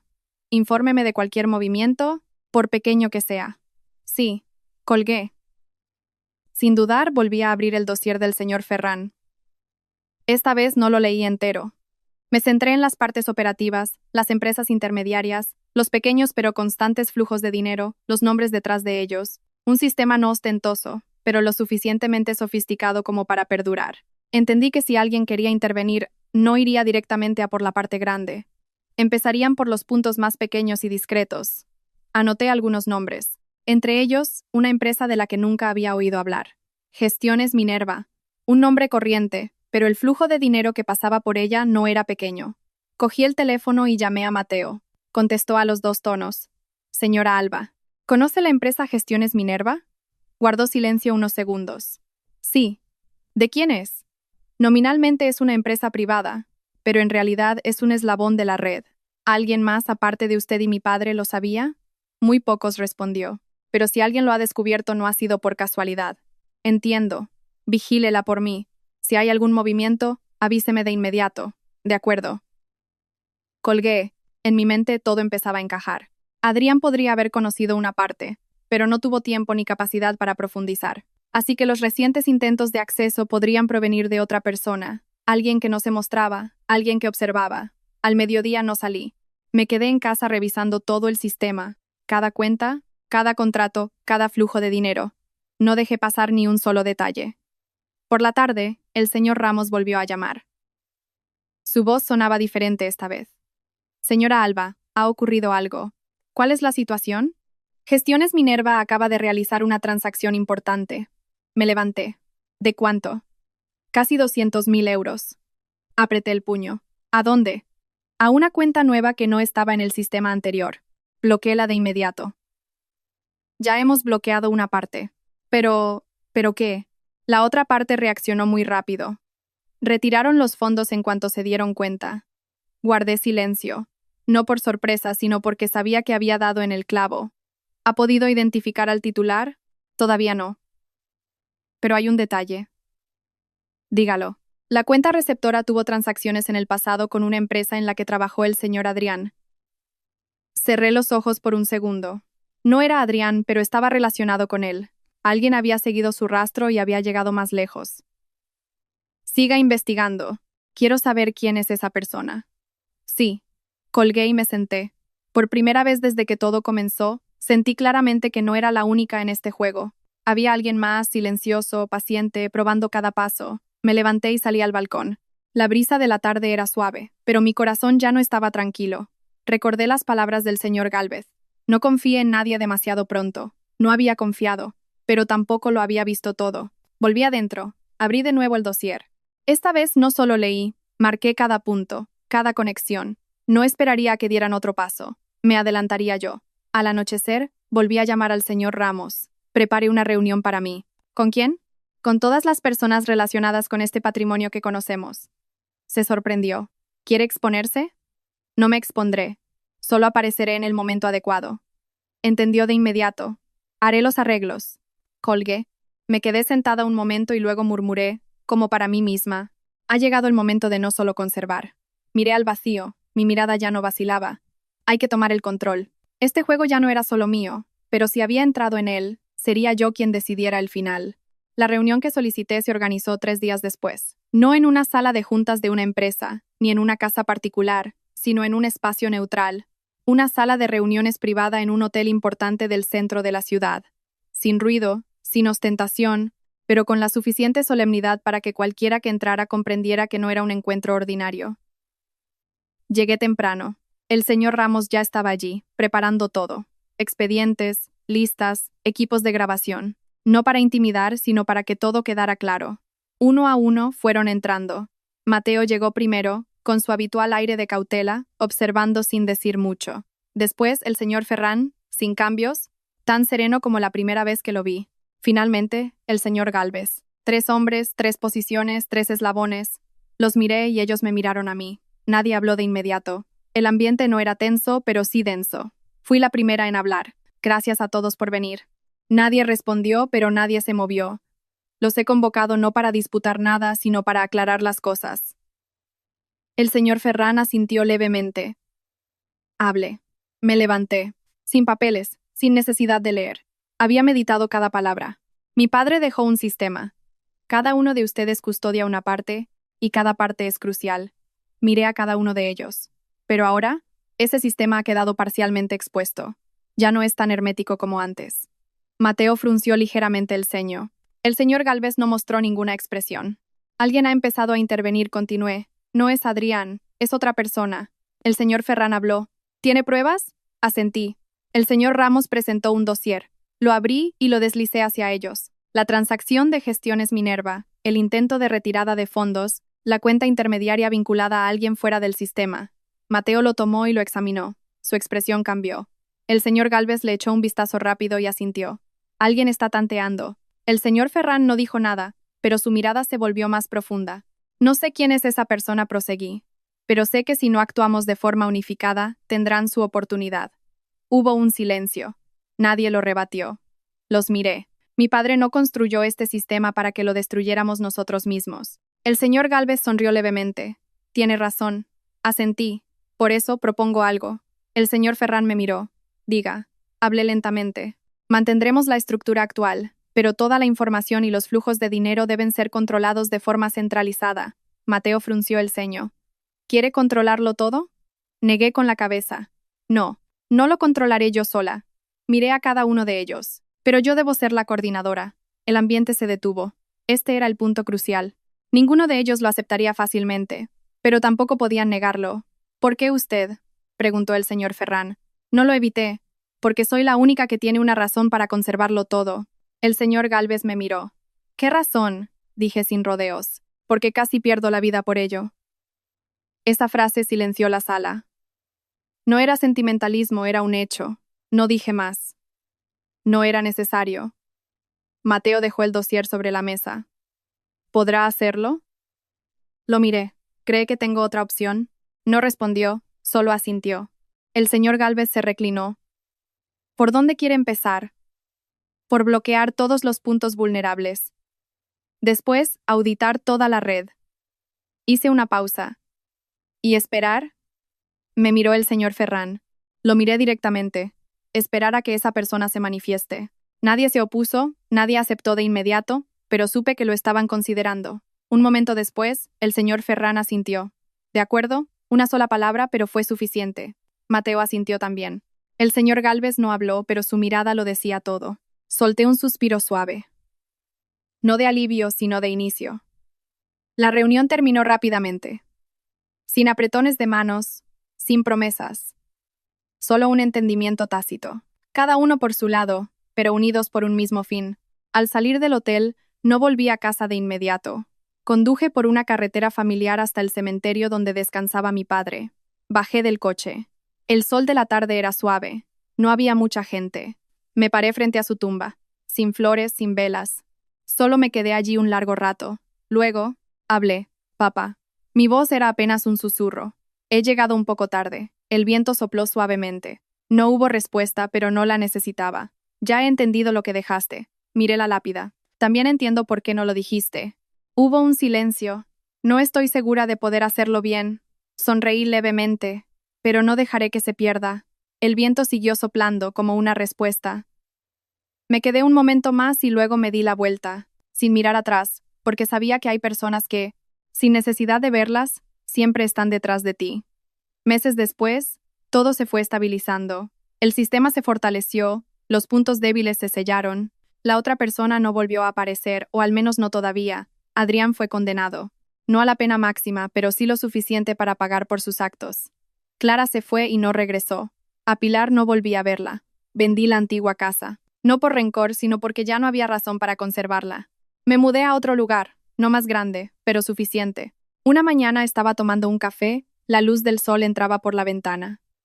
Sin teléfono, sin expedientes, sin llamadas. Un momento de normalidad, de paz. Miré hacia afuera. La gente seguía su ritmo, la vida seguía igual. Solo yo ya no era la misma. Ya no era la mujer que esperaba, la que confiaba fácilmente, pero tampoco me había vuelto una persona fría. Simplemente era más clara. Tenía claro lo que necesitaba, lo que debía proteger y a quién no valía la pena conservar. La vida no siempre te da la oportunidad de prepararte.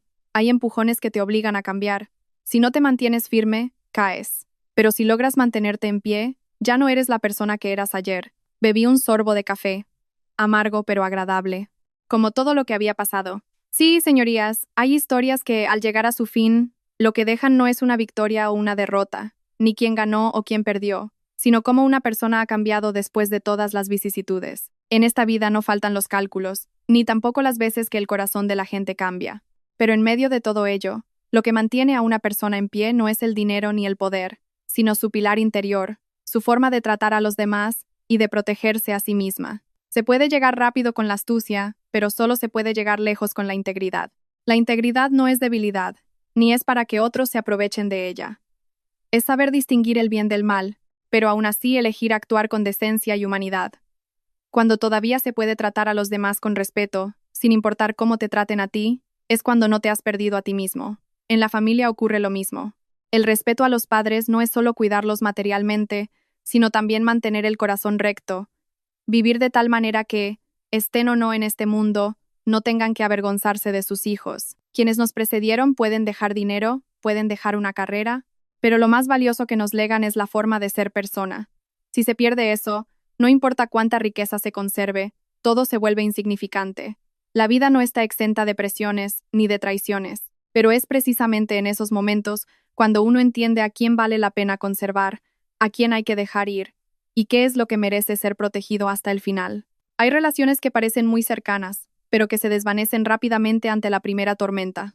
Y por el contrario, hay personas que permanecen en silencio detrás de ti, sin decir mucho, pero que son tu apoyo más firme cuando lo necesitas. Al final, lo más valioso no es cuánto has conseguido, sino que has logrado conservar después de que todo haya pasado.